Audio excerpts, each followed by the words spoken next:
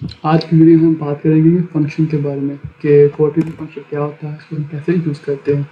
तो शुरू करते हैं। फंक्शन जो होता है वो बेसिकली एक टास्क परफॉर्म करने के लिए हम फंक्शन बनाते हैं। वो स्पेसिफिक टास्क परफॉर्म करने के लिए एक स्पेसिफिक फंक्शन बनाया जाता है।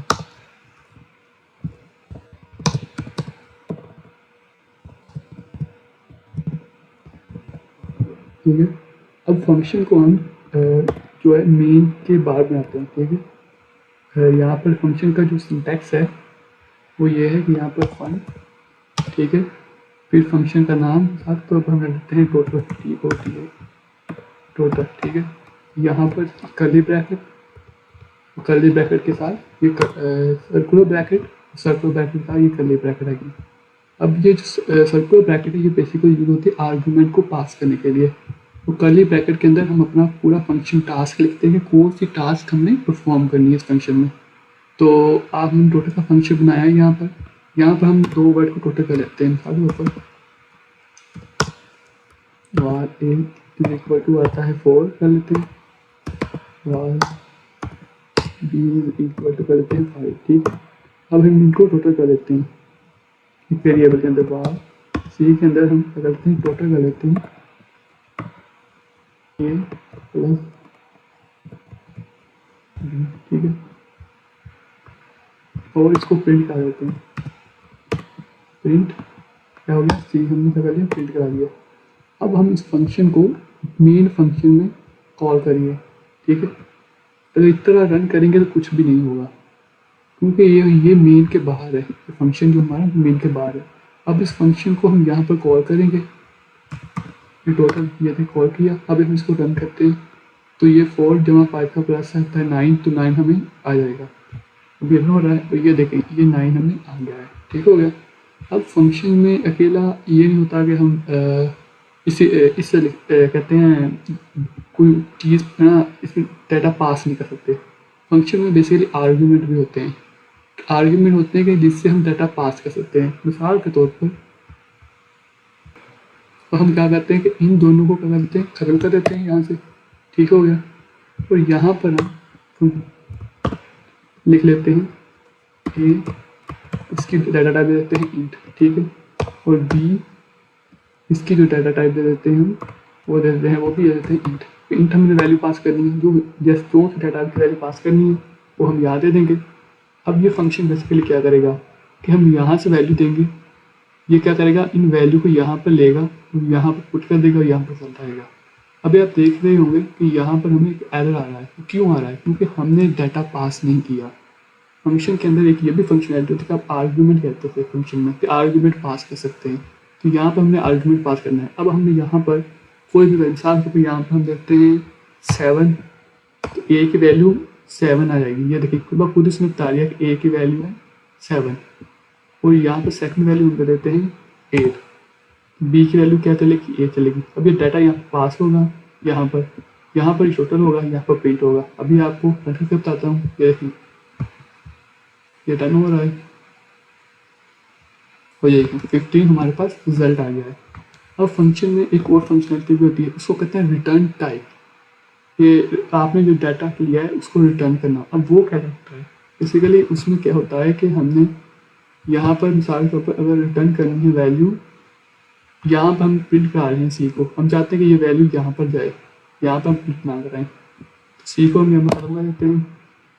मगर यहाँ पर रिटर्न टाइम डिफाइन करने से पहले यहाँ पर हमें रिटर्न का कौन सी टाइप डाटा टाइप है, इंटीजर वैल्यू हमें रिटर्न करनी है, स्ट्रिंग वैल्यू रिटर्न करनी है, वो भी देना पड़ता है। तो उसके लिए हम यहाँ पर यूज़ करेंगे ये, यहाँ पर करते हैं क्योंकि हमें इंटीजर वैल्यू रिटर्न करनी है, इंटीजर लगा दिया।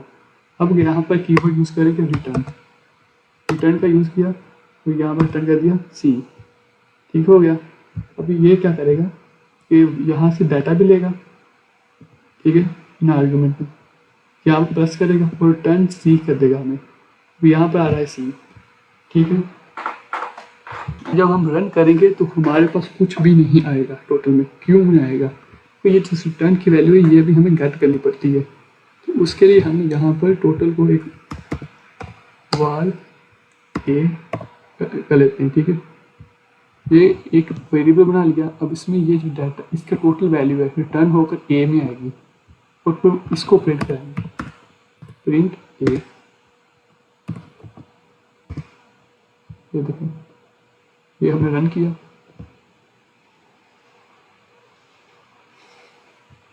ये देखें ये रन हो गया, 7 जमा ए 15 आ गया। अगर हम साथ तो इसको प्रिंट ए को हटा देते हैं, इसको भी खत्म कर देते हैं, उसको अब रन करते हैं। ये देखिए कुछ भी नहीं आया। क्यों नहीं आया? क्योंकि ये जो रिटर्न वैल्यू है ISC में, इस फंक्शन में, वो किसी न किसी में स्टोर होगी पहले, फिर वो आगे परफॉर्म होगी। अब आप सिर्फ इंटीजर वैल्यू ही इसके अंदर कहते हैं नहीं, आर्गूमेंट के अंदर इसके इंटीजर वैल्यू नहीं दे सकते, ठीक है।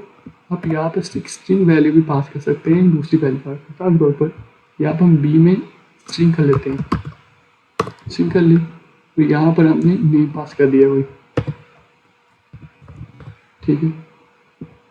तो यहाँ पर हम सिर्फ प्रिंट करा लेते हैं इनको, प्रिंट ए, प्रिंट बी, ठीक है। अब इसको हम कहते हैं रन। तो जब हम इसको रन करेंगे तो रन टाइप हम रिमूव कर दिए तो फंक्शन रन होगा। अब ये डिफरेंट डाटा टाइप भी इसमें रन होगी। ये देखिए 7 भी आ गया, हमार पे आ गया, ठीक है। ये देखिए ये डिफरेंट डाटा टाइप जो थी वो भी हम आर्गूमेंट के अंदर पास कर सकते हैं एंड्रॉइड में, तो कोटली में। अब एक चीज़ रह गई है कि अगर आपने यहाँ पर आर्ग्यूमेंट में कुछ पास नहीं किया मगर आप रिटर्न टाइप भी चाहते हैं, कुछ चीज़ रिटर्न भी हो, ठीक है, उसका भी वही प्रोसीजर है कि आपने आर्ग्यूमेंट रिमूव कर लिया, यहाँ से भी हमने इसको खत्म कर दिया क्योंकि हमने यहाँ से कुछ पास नहीं किया तो यहाँ पर जरूरत नहीं है। यहाँ पर हम रिटर्न टाइम डिफाइन कर लेंगे, तो यहाँ पर हम कर लेते हैं वैल्यू बना लेते हैं यहाँ पर,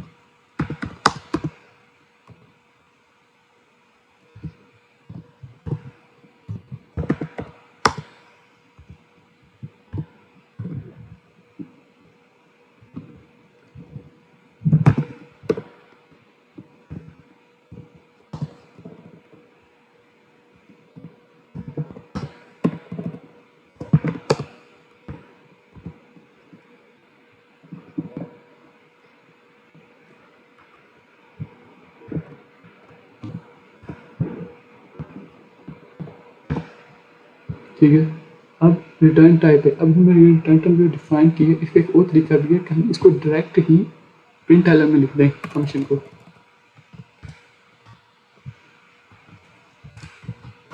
ये सिर्फ प्रिंट हो जाएगा। या हम वेरिएबल पर स्टोर करते थे फिर प्रिंट करते थे, हम डायरेक्ट भी प्रिंट के अंदर इसको यूज़ कर सकते हैं। तो हमने रिटर्न टाइप डिफाइन किया, देखिए ये 6 आ गया इन दोनों का सम, ठीक हो गया। अब आप रिटर्न टाइप यहाँ पर स्ट्रिंग भी यूज़ कर सकते हैं, दूसरी डबल भी यूज़ कर सकते हैं, वो आपकी जरूरत के हिसाब से है।